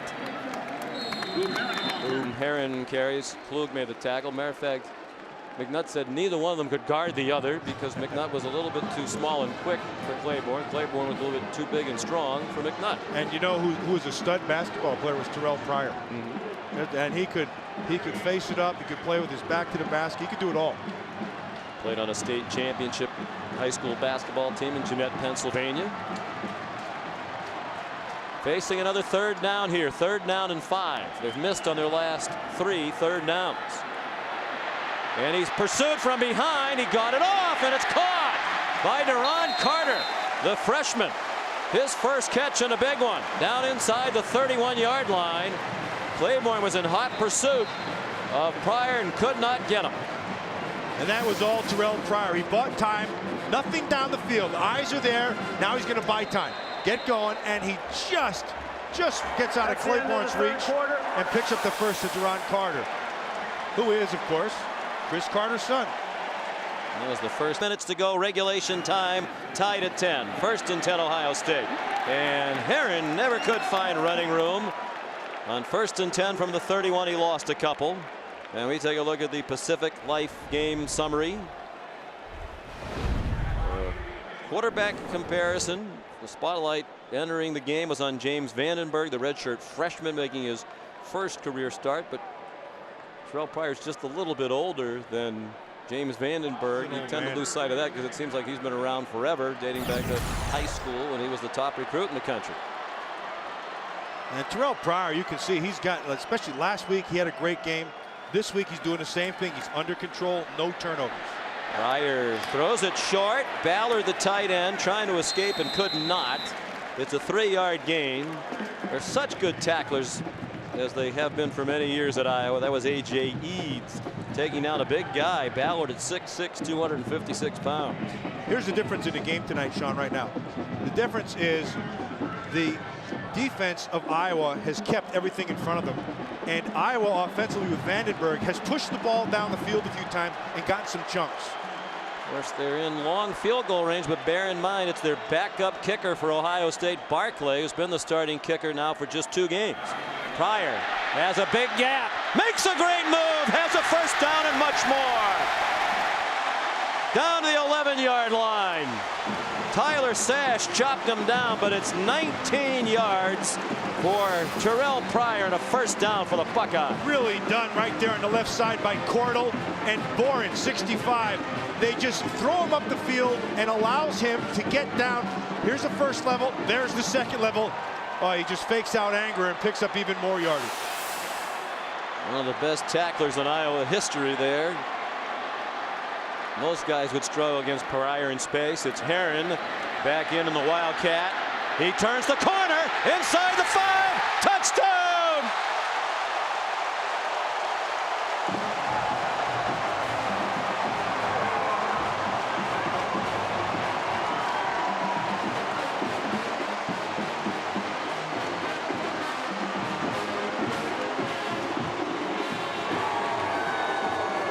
As you hear the boom cheer coming.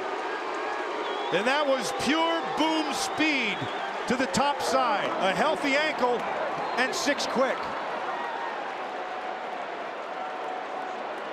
And Boom Herron, the sophomore from Warren, Ohio, has given the Buckeyes the lead, and now a big extra point for the new kicker, Barclay. It's a 7-point lead from the 30-yard line. Good kick by Barclay. And Darrell Johnson-Koulianos takes a knee in the end zone. Here's a look again at the go-ahead touchdown. So how do you answer it? You give it to Boom Herron. And first, you use speed. Nice by Boren right there. And then there's one right there. There's a nice job here of a straight arm. And look at the block by Sanzenbacher. And then it's speed to the edge and another stiff arm on Greenwood and sprint to the end zone. Well executed, but a great job of speed and strength out of Boom Herron. Up to 76 yards rushing. They've had only one 100-yard rusher all season. That was Brandon Sane. They went for 113 in their win at Indiana. So now Vandenberg out throwing. And a short gain. Forward progress across the 24 for Marvin McNutt, tackled by Austin Spiller. Holly? Well, Ohio State's offense just answered, but before that, the Ohio State defense was sitting on the sideline, kind of stunned after that touchdown they gave up to Iowa.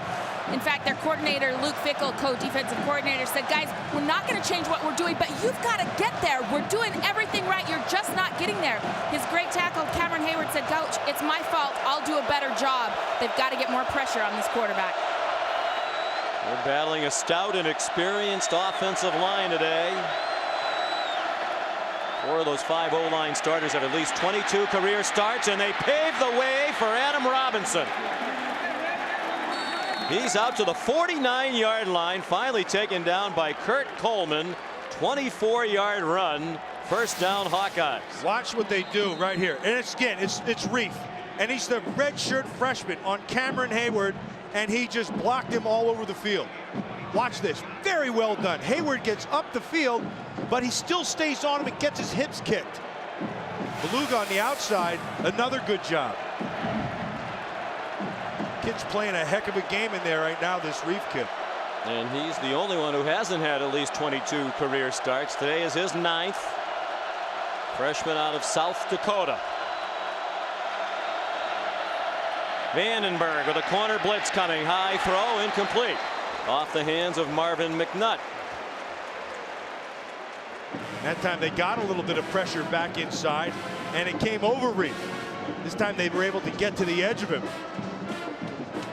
But it looks like right now at Vandenberg, I mean, he's a cucumber back there. He's as cool as can be. This is an impressive way to start your career. They don't think Ricky Stanzi could make it back for the game next week at home against Minnesota to close out the regular season. They do think he'd be available to play in a bowl game, but you wonder if they would go back to Stanzi with the way Vandenberg has played today. Flag before the play was completed. Ball start, 63. Offense, 5-yard penalty. Remains second down. Julian Vandervelde, the junior guard. Great student, 3.5 GPA, ESPN, the magazine district academic All-American, studying English and religious studies. And a tough guy, too. And all that whole offensive line is a tough group.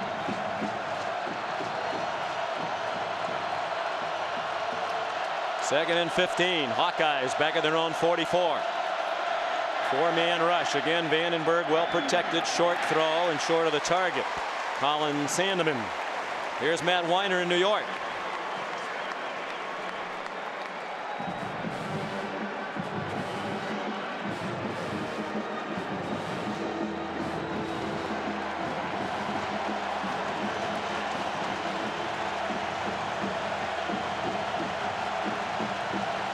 Well, it was a stunner a couple of years ago when Stanford was the 41-point underdog in Los Angeles and beat USC. Today they're an 11-point underdog, trying to pull off the shocker again. Not as big a shock this time. Vandenberg throws, and it is intercepted. Ross Holman inside the 30 and finally upended at the 24.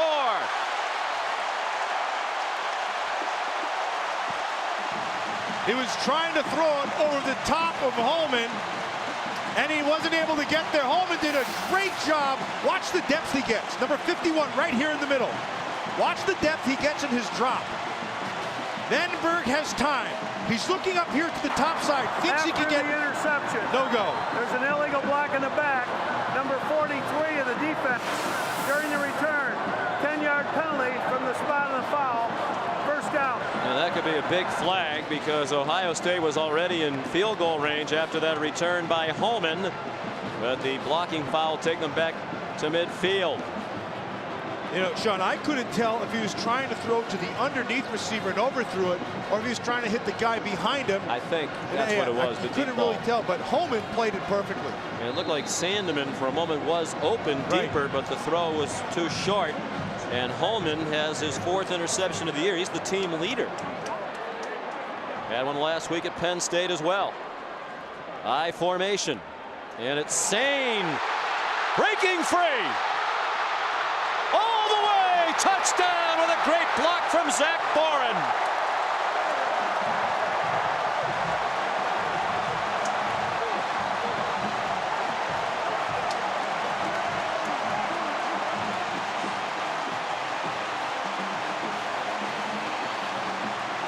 On the front end, you called it.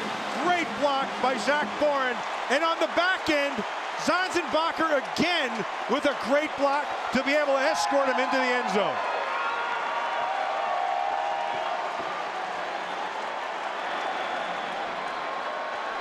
Officially a 49-yard touchdown run by Sane.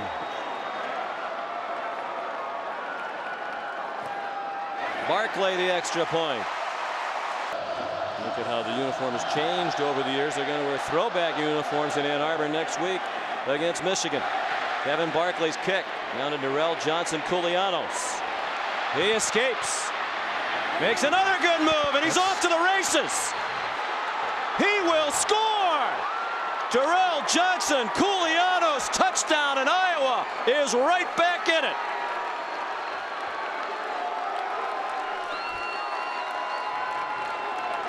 How do you answer a big play? Easy, with another big play. Just a little bit of a juggle on the front end of it, and Sean, he got a lane to the outside, and it was over.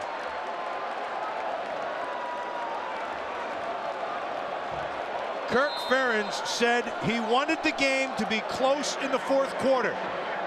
Thought it was slipping away with a 14-point game, and now we're right back into the middle of a big one. Darrell Johnson-Koulianos returns the kickoff 99 for a touchdown. Iowa started the day 84th in the country in kickoff returns. So they had to improve. They were due. Averaging 20.6 per return. Murray adds the extra point. And the blizzard of scoring continues. 2 touchdowns in a minute 52 for Ohio State. Koulianos, the response. There it is right there. Just outruns that one. Just a reach and then a cut back inside. And then he had a host of blockers on the right side. It starts out like it's not going to be good. But I want you to watch right there, runs through the tackle. And then he picks up his posse and away they go. Nice cut back inside. It doesn't get any better than that. And you can see Claiborne sitting on the sideline and Robinson jumping up and down like a good freshman should. See the old vet sitting over there going, oh man, I got to get right back out here, I'm tired. Robinson jumping up and down. But Koulianos, that it doesn't get any better than that.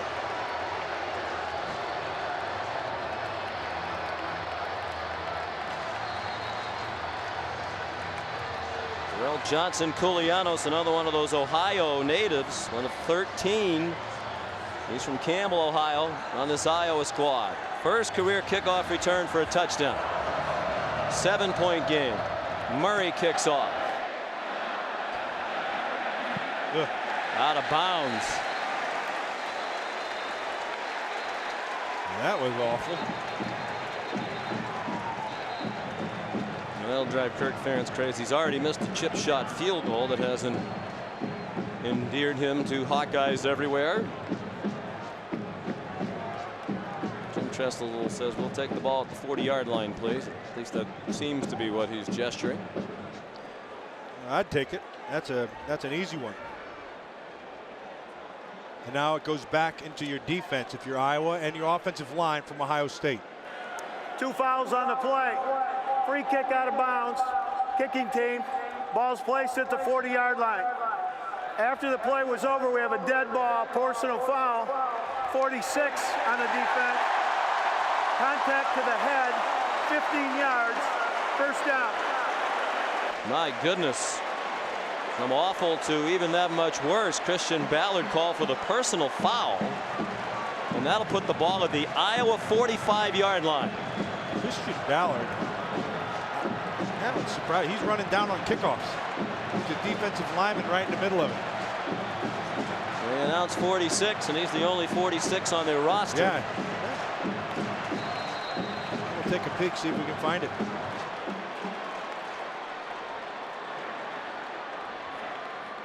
A couple of big breaks for Ohio State, knocked on their heels for a moment by the kickoff return by Darrell Johnson-Koulianos. Boom Herron gets nothing. Jeff Tarpinian, a backup linebacker, made the stop.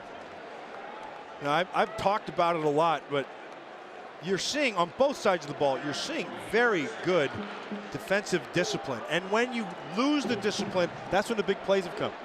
Speed one time with Herron on the one side, and then the long run the other side. Claiborne jumped on the inside, and he took it outside. But for the most part, pretty well played on both sides.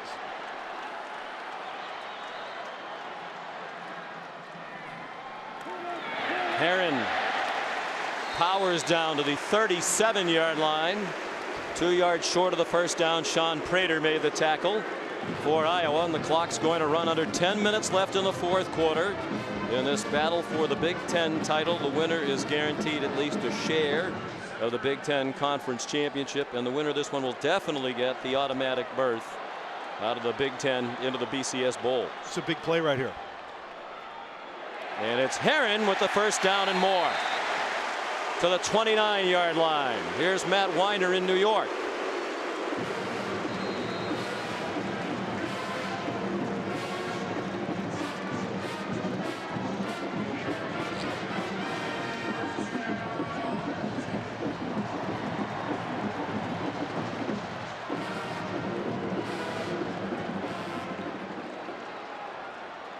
All right, Matt, thank you. Here in Columbus, Jim Tressel's team is over 200 yards rushing for the fourth game in a row. They'll lose a couple on that carry. Herron wrapped up by Carl Klug for a 2-yard loss. Well, they found a soft spot that they like, that Ohio State offensive line. And it's on the right side. Brewster, the center. And you got Browning over there. And Marcus Hall's over there. Shugart, 76, is in there. Cordell. I mean, they're coming off the ball really well. Now that time, Klug, they come in a stunt and got in on the backside. 213 yards rushing now for Ohio State. Sains over 100 for the 103. His second 100-yard game of the season. He has both 100-yard games by a running back. Pryor's gone over 100 yards rushing twice this year for Ohio State. Herron got it back to the 27. And that's, by the way, just the second 100-yard rusher allowed this year by Iowa's defense. The only other to get 100 on the ground, Alexander Robinson of Iowa State, in a one-sided win for the Hawkeyes in that rivalry game. And it sets up 3rd and 8. And so they tried the right side again. This last time they just tried to pull power inside. And now you get 3rd and 8. And again, this goes back to that 3rd down. Win 3rd down. Whoever wins 3rd down wins the game. Barkley might be called upon for the biggest field goal attempt of his brief career. Nothing doing there. Claiborne again, the man in the right spot for Iowa to drive Herron back. They'll give him forward progress to the 30. And this is an interesting call now for Jim Tressel, because it would be a 47-yard field goal. He passed on an attempt of this exact same distance last week at Penn State. We asked him about that. He said the field was a little bit mushy. The plant foot's very important. It's a different situation on our field. So here is the former professional soccer player Barclay to try a 47-yarder. Who on this surface gets great footing with his plant foot. And that's the foot right before the kick when it sets down. Big kick to make it a 2-score game. He hooked it, and it is no good. 7:11 to go. The freshman James Vandenberg's been excellent in his first career start. Deep handoff, and Adam Robinson falls down for a 2-yard loss back at the 28-yard line. Tackled by himself. In the second half here, Sean, they found McNutt outside. Vandenberg, he's liked him. He's gone to him a few times. He's made some big chunk plays down the field. They're going to need that here. Mentioned he's had the long touchdowns against Indiana. Ooh, he's got something if he can get it. And Northwestern. And he had the game-winning touchdown in the final seconds at Michigan State. Trying to set up a screen to the near side. They do. Tony Moyaki, the tight end. Out to the 36, just across the 35. Holly? Well, guys, just after Ohio State had scored their last touchdown, Kirk Ferentz, normally a pretty calm, quiet guy, came and was pretty fired up, got in the face of his defense, got in the face of his kickoff return unit, and said, guys, this is far from over. Let's get ready to roll right now. Keep in mind, they've come from behind in 8 of 9 of their wins this year. This is a position they're used to, and it's a very quiet, business-like Iowa attitude on the sidelines right now. Been there, done that. Now can they just score? 3rd down, a short 5, about 4.5 to go. Under 6 minutes to go, a 1-score game. Flag down. Vandenberg intercepted. And it's going to be run back by Thaddeus Gibson for a score. There is a flag down at the line of scrimmage on the near sideline.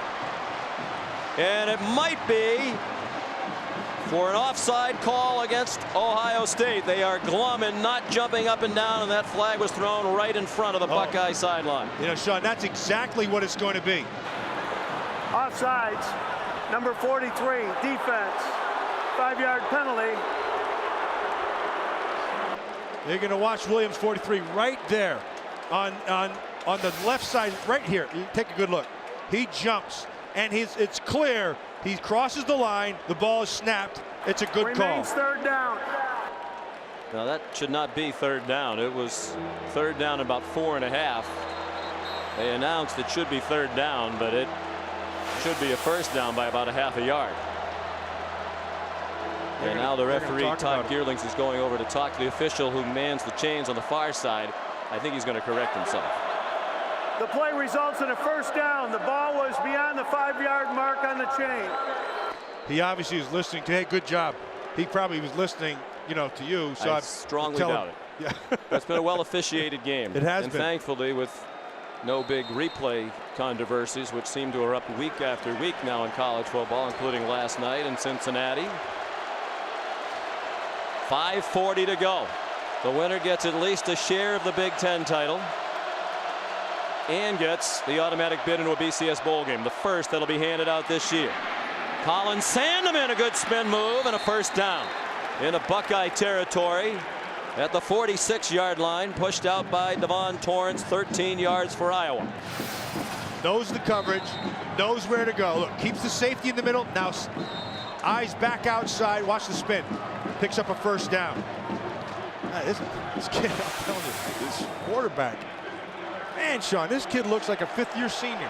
We haven't really seen Trey Strauss since those early drops. Sandeman about 5th on the wide receiver depth chart and coming back from a concussion today. Seeing some action. Vandenberg flutters one, and it is caught on the ricochet by Moyaki. Well, Vandenberg's been good, but you have to be lucky sometimes too, and he was there. Roll, can't believe it. Chimdi Chekwa knocked it up in the air and looked like it was going to be a pickoff for the stunned Buckeyes. 16-yard gain. This is not a good throw, ladies and gentlemen. He throws it into coverage. Watch this. Should have been a pick by Chekwa. Bounces up, and then Moyaki comes down. Great concentration, however. Just stays with the play and picks up the first. Chekwa and Roll both there, but it was Moyaki. First and 10. And Robinson got smacked by Ross Holman. Jim Haycock, the defensive coordinator, told us Holman doesn't say much, but he does plenty of speaking with his play on the field. When he hits you, you know it. Oh, he does. And there's a bunch of guys over there who'll smack you. And this guy Robinson, though, you got to really like him. I mean, yeah, he's been banged up, and you look at Jim Haycock, the defensive coordinator, and he told us, you know, he told us about Robinson, he told us about this offensive line. He didn't know about the quarterback. He didn't know what to expect. Well, what he got was more than he expected. Very quietly, Robinson's piled up 77 yards rushing on 17 carries. Vandenberg the slant. McNutt has it.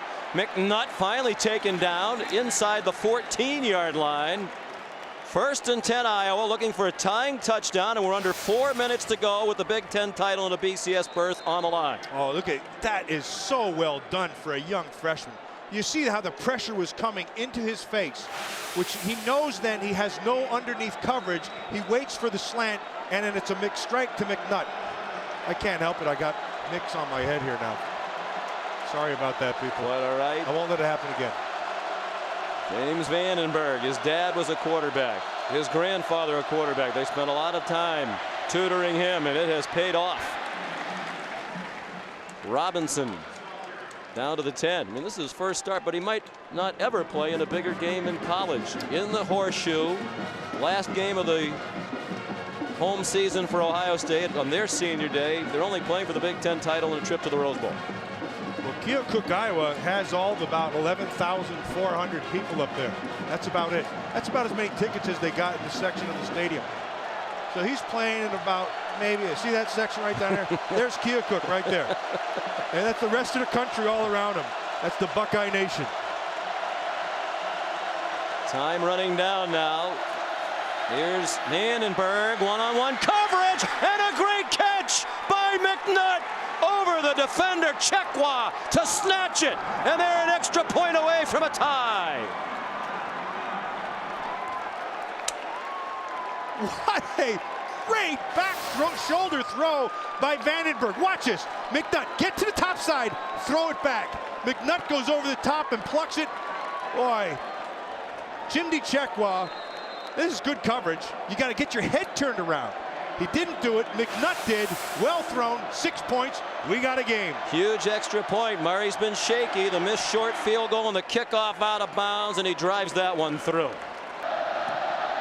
Murray kicks off. Tie game, 2:42 to go. Small. Ray Small. Stopped. Short of the 18-yard line by Tyler Nielsen. James Vandenberg, the pride of Keokuk, Iowa, southeast of Des Moines along the Mississippi River. And from moment one today, Matt, he came out on target, 7 for 7, then plagued by some drops, but it didn't rattle him. He kept throwing strikes, and they started to help him with some terrific catches. Yeah, and we talked about he came out in the third quarter and found McNutt, and he's not stopped. He's gone to him the whole time. This is not an offense really built for the 2-minute drill. But this guy can explode on any play. Pryor goes out of bounds. 9-yard gain. Good play to start this possession for Ohio State, in possession of all 3 of its timeouts and 2.5 minutes to go, needing a field goal in all likelihood to earn their 5th straight Big Ten title and a trip to the Rose Bowl. They haven't been to the Rose Bowl since after the 1996 season. They could have gone on 3 occasions since, but they went to play in a national championship game instead. That was way back in the 97 Rose Bowl when they beat Jake the Snake in Arizona State. Adrian Claiborne tackles Boom Herron, but it's a first down. Aaron Petrie, their outstanding senior kicker, knee surgery 2 weeks ago. So it could come down to the foot of the former professional soccer player Devin Barkley, who's already missed one from 47. But here's the deal. Okay, so you take the game right up to this point. You're under 2 minutes. It's a tie game. Doesn't matter how you played up to this point. If you're going to be a great defense, you be a great defense now. And if you're going to be a great offense, you be a great offense now. The same with being a great player.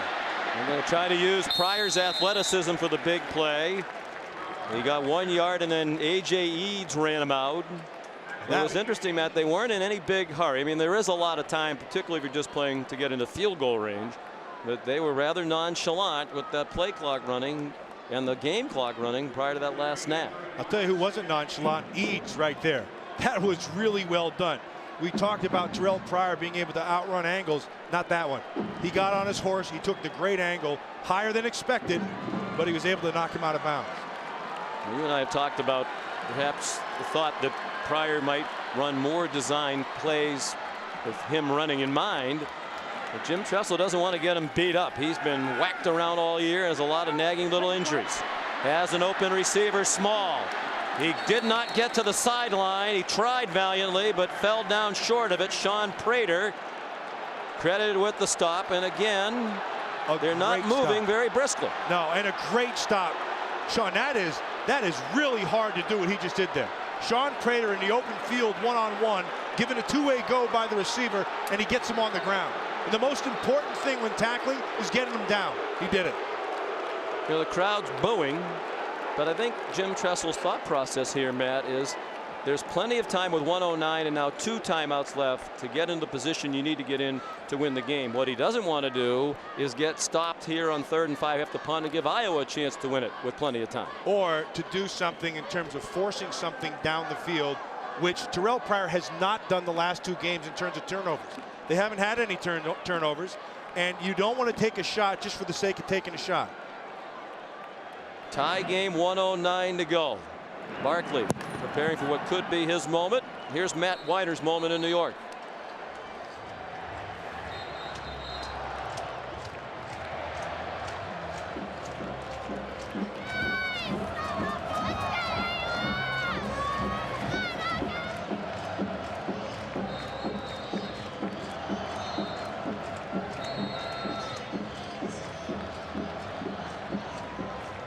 My goodness.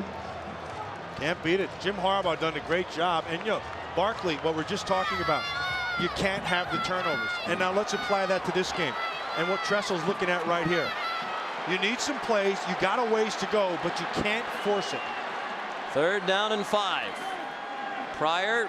Safe throw. Very safe throw in the flat, and it's not going to get a first down. It's a loss for Heron in the arms of Amari Spivey, and now Kirk Ferentz will use his first timeout with 59 seconds to go. That is well done by the Iowa defense. Remember we said when you're a great defense, now is the time. They just showed up. And Ferentz does a great job of using the clock to his advantage. You'll get the punt and see what you can do. And this guy, this young freshman quarterback from Keokuk, Iowa, who's, and I noticed on that map, he left his light on. Make a big throw. He's capable of doing it. Tonight at 8, ABC Saturday Night Football. They have a tough act to follow after this one, but it should be another dandy. Notre Dame with Charlie Weiss perhaps on the ropes, needing a big win, a chance to get it at number 12 Pittsburgh. The Panthers are 8-1, 12 for the BCS this week. Some of you get Texas Tech and 19th ranked Oklahoma State, two teams that light up the scoreboard whenever they get together. That's tonight, Saturday Night Football, presented by Southwest Airlines at 8 on ABC. To find the game in your area, go to ESPN.com, search maps. Colin Sandeman, just coming back from a concussion, has been making fair catches on short punts from John Toma. His last punt was only 31 yards, and this one's not very deep, so short that Sandeman wasn't in position to field it. It took a bad bounce for Ohio State, sideways and out of bounds at the 32. Here's Holly. Well, guys, James Vandenberg has been so steady all night, but after that last touchdown play, he was here on the sidelines talking to his coaches, and he kept belaboring a point of something he did wrong on the touchdown drive. Finally, Coach Eric Campbell, their wide receiver coach, said, look, you're doing okay. Let's move forward, get on to the next play, because he'll have a few big plays left in this game. And so, Holly, like we just said about the Iowa defense, now it falls on the Ohio State defense and also back on Vandenberg. All the work you've done and your body of work to date means nothing if you don't capitalize now. They come out conservatively. Well, it's two fine defenses, and the key on offense has been to avoid the big mistake, and that's the way both sides are playing it here in the last possession of regulation for each. I think Kirk Ferentz says, I'd rather take my chances in overtime than make a colossal mistake here and kick the game away in the final minute.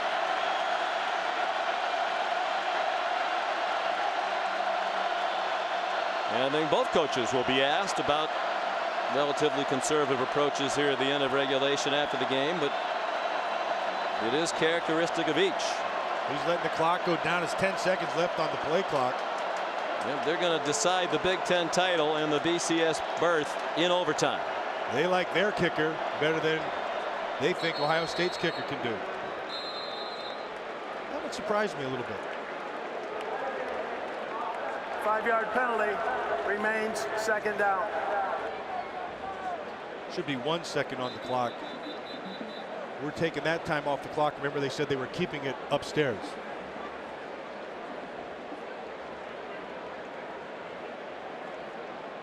So you want to be a kicker at the high level. Don't worry about it. Not much is on your shoulders. Just the Big Ten title and a Rose Bowl berth, where you won't see USC this year.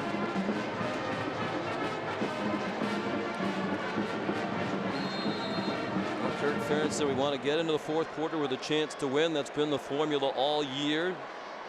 They take a knee. They'll try to win in overtime, and 8 of their 9 wins they came from behind. Do they have one more comeback in them? They rallied back from 2 scores down to get even. Ohio State back in 2004 lost at Northwestern. Vandenberg, a deep rollout by design, lofts it and threw it away. And good coverage down there by Ohio State. Now, one of the things you remember in this period, you're starting at the 25-yard line, so everything's shrunk a little bit. It's the red zone basic area, and so angles change, your throws change, the reads a little bit, but there are more defenders in a shorter area. It's basically red zone football, and exactly. That's why some people don't like it. Takes a lot of aspects out of the game. Adam Robinson, the back. Iowa has had a season on the edge. They've won 4 games by 3 points or less for the first time ever. Robinson's in trouble, and that's a huge loss Spittler made the tackle back at the 31. From there, it's a 48-yard field goal, and that is exactly the career long for Daniel Murray. And what it is great defensive scheme on that right side or left defensive side. I want you to watch it. Stay square. Come up, Phil. Stay keeping your outside leverage. Spittler just does a phenomenal job. Worthington on the inside, nowhere to cut back, and it sets up a big third down. Spittler waited 3 years behind James Laurinaitis to get a chance to be a first-time starter as a senior. Play clock down to 4 for Vandenberg. Out of the shotgun. Running out of time, and he is sacked. And they're not in field goal range. Worthington, the senior captain, in his final home game with the biggest play of his career. And there is the freshman mistake. You cannot take that sack. That just kills you. Now on 4th down, they have to try to go for a 1st down. But let's not undersell what Doug Worthington does. That is a fantastic play at a critical time. Couple of senior captains on senior day. Spittler and Worthington with back-to-back huge plays. They need to get to the 15. 4th down at 26. Vandenberg heading toward the end zone, and it is intercepted by Anderson Russell, who wisely takes a knee. So now Ohio State will take over on the 25-yard line, needing only 3 points to win the game, the Big Ten and the BCS Bowl bid. And Sean, that's exactly what we were talking about before we started this. Your body of work to the start of this overtime period as that young freshman quarterback was absolutely sparkling. And right there, Cinderella just turned into a pumpkin. You think back to Kirk Ferentz with time and timeouts and decent field position across his own 30. He's a disciple of Bill Belichick. He coached for Bill in the NFL with the Browns and Ravens. And you think about Bill Belichick in that Super Bowl with the young rookie quarterback Tom Brady, the big underdog at the end of regulation in a tie game. Some said sit on it, play for overtime. Brady and Belichick went for it, won the Super Bowl. Iowa had a similar circumstance with a new quarterback, positioned to win and pull off a huge upset, did not take the chance. Herron slips down. The offense is in reverse in the overtime. Ballard will get credit for it. And bear in mind that Barclay is the new kicker for Ohio State. This is just his 2nd full game as the starter. He took over in the middle of their game a couple of weeks ago against New Mexico State when Petrie injured his knee. And don't forget, he missed that one earlier in the game. And again, we're talking about defense. Ohio State defense, man, it stepped up big time. And on the 1st down, the Iowa defense steps up big time. In a power run formation, and that's what they do with Herron. He's back to the 25, and that's it. And I don't think they're saying boom, his nickname this time. I think they're booing this very conservative approach. Well, he's going to take his shot here with the kicker. And he's going to try to run it here one more time to get a little bit better position, because right now you're talking about a 42-yard field goal. Anything he gains, obviously you knock that thing down. So they're going to put it right back on the shoulders of this kicker, and at the least you just do it all over again. And right now the ball is right in the middle of the field for Barclay, who as a teenager is one of the top soccer prospects in the United States. Timeout called by Ohio State. Matter of fact, he signed a professional contract with Tampa Bay at age 17, scored 3 goals as a rookie, was thought to be a future star in American soccer, but his career fizzled. He bounced around to 3 other teams, finished his career in 2005 as a bench warmer for the Columbus Crew, was released. The team chaplain for the Crew, Jim Schmidtke, asked him if he'd ever kicked a football. He said no, not really. They went to a local school. He bombed kick after kick, got instruction from a couple of former Ohio State kickers, wanted to walk on somewhere, thought about a small school. He said, you know what? You're going to go somewhere, you might as well go to Ohio State. The chaplain reached out to Coach Tressel, said bring him in, we'll take a look at him. He walked on, and here he is at his 2nd year in the program, perhaps seconds away from trying one of the biggest kicks in school history. That's a lot of stuff to hang on that kicker. And they're going to put it on his foot. Yep, exactly right. Herron to the 22. It'd be about a 39-yard attempt. And what he's saying here is, look, we're okay. At the worst, if he does miss it, we just start all over again, and at least we have a chance. But now you're saying, all right, kid, let's hope all those talks with the chaplain helped.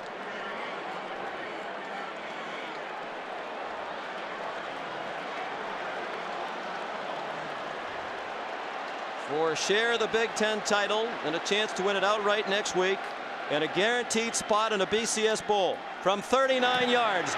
Barkley up and good!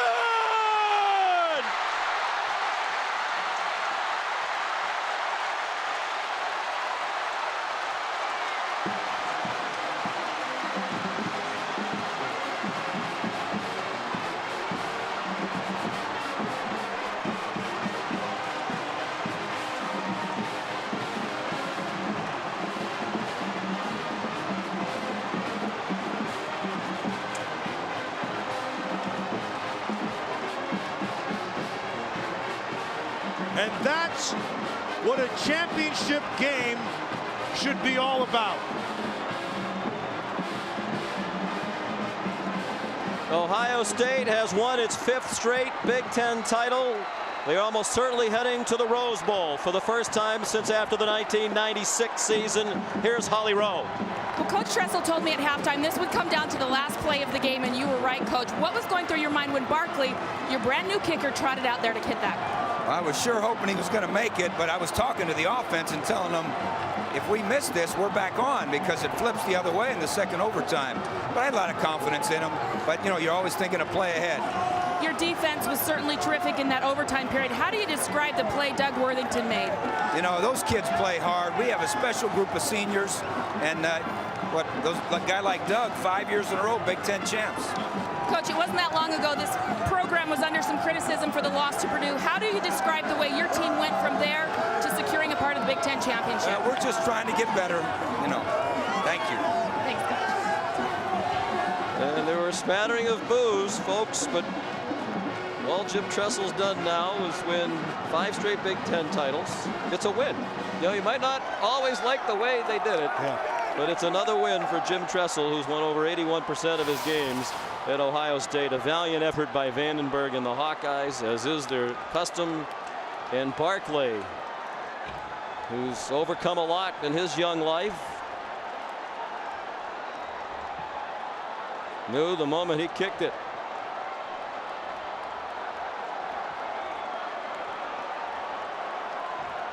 And James Vandenberg will be crushed by the defeat, but he'll look back proudly at what he did today. He gave them a chance when very few thought they had a great shot today.